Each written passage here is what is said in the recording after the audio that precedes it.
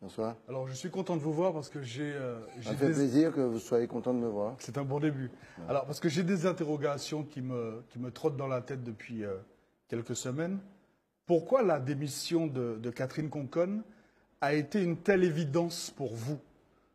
Pourquoi étiez-vous aussi convaincu que Mme Conconne avait démissionné? Mais Mme Conconne n'a pas démissionné.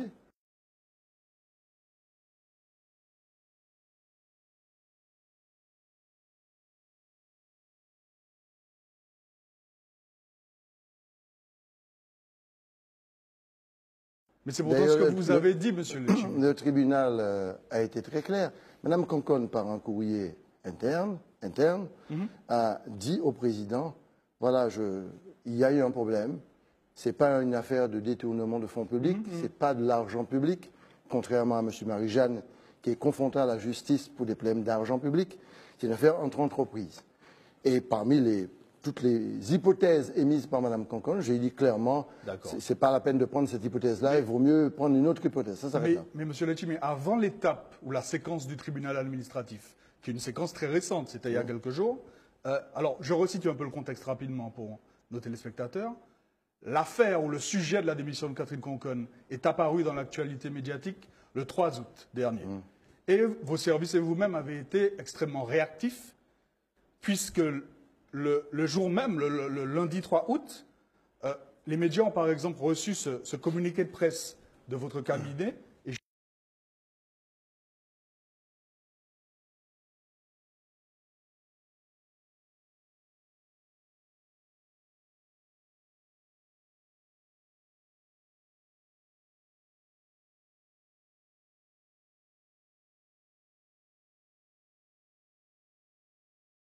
un communiqué daté du 3 août. Dans son courrier, Catherine Conconne remet au président du conseil régional sa démission de toutes ses fonctions d'élu à la collectivité.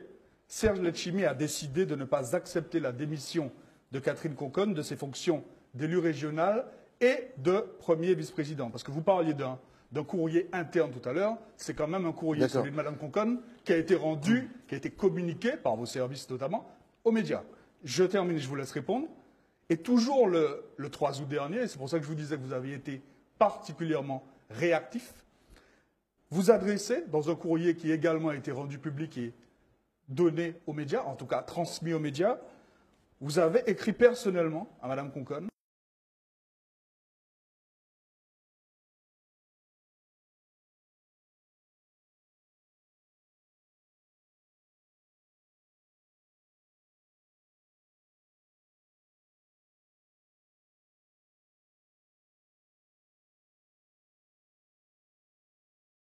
et je cite ce courrier, où vous vous adressez à Catherine Conconne, « J'ai décidé de ne pas accepter votre démission de votre fonction d'élu régional et de première vice-présidente. » Et c'est également un courrier de vous-même daté du 3 août. C'est pour ça que ma question initiale était de vous demander pourquoi étiez-vous, parce que manifestement il faut parler au passé, étiez-vous aussi convaincu que Mme Conconne avait démissionné? Parce que les mots sont quand même très clairs et en plus ce sont les vôtres.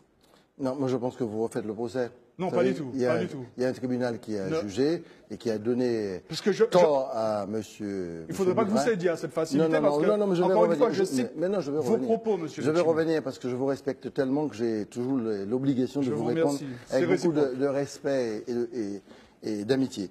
Non, je pense qu'il ne faut pas refaire le procès. Mais je ne refais pas le procès. Il y a une procédure. Mais oui, ça a été analysé tout ça au tribunal.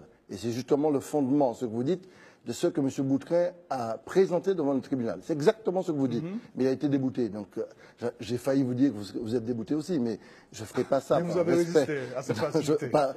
Oui, j'ai résisté à cette facilité. Non, il faut être très clair. Bon, les communiqués de presse sont des communiqués de presse. Mme Conconne n'a pas clairement exprimé, et la loi est très claire. La loi est très claire. Dans ce courrier, nous parlons bien sûr du volet démission, parce que c'est ce qui me semblait, pour moi, parmi les propositions faites, à refuser. Nous avons accentué ça là-dessus, mais c'est la lettre qui compte. La loi est très claire.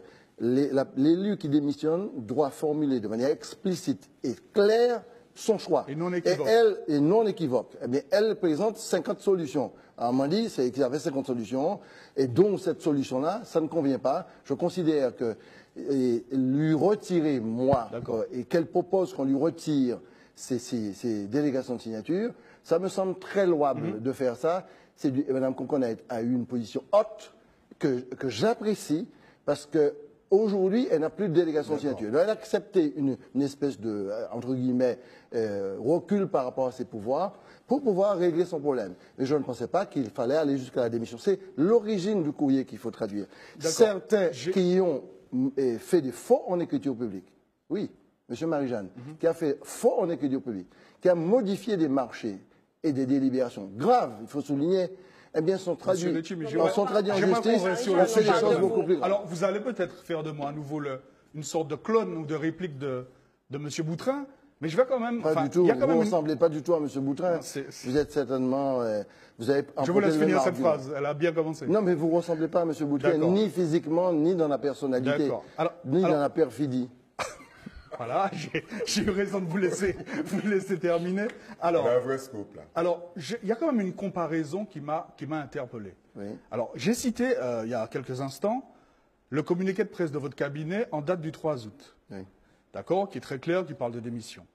Mais le lendemain, 24 heures plus tard, c'est-à-dire évidemment le 4 août, il y a eu un deuxième ou un autre communiqué qui, là, n'employait plus du tout le mot démission, mais qui disait que le courrier en question de Mme Concon formulait 3 propositions et où vous lui demandiez, effectivement, vous l'avez indiqué à l'instant, de faire un choix. Mais, M. Letchimy, on est tenté de vous demander ce qui s'est passé en 24 heures. Non, pas du tout. Parce que quand on compare les deux communiqués, très clairement, on passe d'un communiqué qui dit le 3 août que Mme Concon remet sa démission de toutes ses fonctions d'élu, etc. Et le lendemain, 4 août, autre communiqué, qu'elle formule 3 propositions. On a presque le sentiment, et je vous laisse répondre, qu'on ne parle pas du même courrier de Mme Concon. Mme Concon a bien rédigé un seul courrier de démission. J'en ai terminé pour l'instant. Ah, j'avais pas compris ça. Non, mais il y a bien eu un seul courrier de démission. C'est pas un courrier d'émission, vous voulez absolument un courrier, explicatif. Non, voilà, le premier courrier, c'est le courrier de départ qui compte, qui est fondamental. Mais il y en a eu, un seul. Eh bien, c'est très bien qu'un communiqué vienne préciser la pensée du premier courrier. Vous avez dû vous attacher au dernier courrier pour bien comprendre qu'il y avait une formulation de Mme Concon de plusieurs hypothèses, et nous avons personnellement, à la limite, ce courrier que je vais envoyer à Mme Concon ne devrait même pas sortir. On a dit clairement à Mme Concon, écoutez, c'est pour moi, comparativement à ce qu'on a vu dans ce pays-là, il ne s'agit pas de cautionner quoi que ce soit. Nous considérons que retirer les mandats qu'elle proposait de retirer, nous l'avons retiré. Aujourd'hui, Mme Concon reste présidente. Pour autant, M. Letchimy, le retrait des délégations de signature de Mme Concon constitue quand même une petite forme de sanction, même si vous vous en êtes défendu, parce que je vais vous citer à nouveau, notamment sur quelque chose que vous avez dit sur cette antenne, sur ATV, toujours dans ce contexte du 3 août dernier. Alors, accepter sa démission, on y revient, ce serait la condamner d'office alors qu'elle n'est pas condamnée. Voilà, c'est très clair. Mais ne rien faire alors qu'il y a une mise en examen, ce ne serait pas très bien.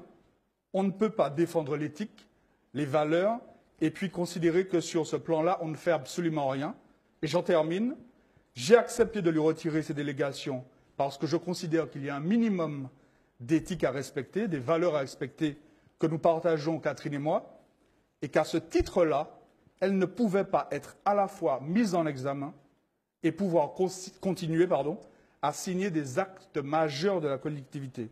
Ce qui veut dire que, au-delà d'avoir accédé à sa demande, au-delà d'avoir voulu lui permettre d'organiser sa défense, vous avez considéré quand même déjà qu'il y avait un minimum d'éthique à respecter, je vous cite, et que quelque part, cette mise en examen pouvait être perçue de manière négative par une frange, après une frange de quelle ampleur, on ne sait pas, de l'opinion publique martiniquaise, et ce, surtout à quelques semaines d'une échéance électorale capitale pour votre groupe. Et j'en ai terminé. Merci d'avoir pris tout votre temps pour expliquer les grandes valeurs que je défends et le sens de l'éthique que j'ai et que d'autres n'ont pas. Ceci étant, mais oui, c'est ça. Vous dites que clairement, elle a été sanctionnée. Mais je dirais mieux, elle a proposé elle-même qu'elle soit sanctionnée. Et à la limite, oui, à la limite. Donc il y a eu quand même volonté de sanction. Mais quand Catherine Concon dit je remets mes pouvoirs, elle se sanctionne elle-même. C'est très noble, ça. Il faut lui rendre hommage. Il y en a qui font des bêtises énormes, mais il n'y a aucun problème. Y compris faire passer un marché public de 600 000 € à 1,2 million sans aucune autorisation de la plénière, et qui ne se punissent pas, qui ne se contraignent pas, qui sont dans la dynamique de dire nous avons demain pas ni problème, du bon comme ça. Mais non, Catherine Conconne a véritablement un geste d'honneur. Et effectivement, vous n'avez pas tort qu'il y a une sanction. Oui, une forme de sanction. Mais oui, c'est vous avez dit, vous avez pris tout votre temps pour me donner raison. Et une volonté d'apaiser. Merci de m'avoir donné raison. Comment... Merci beaucoup.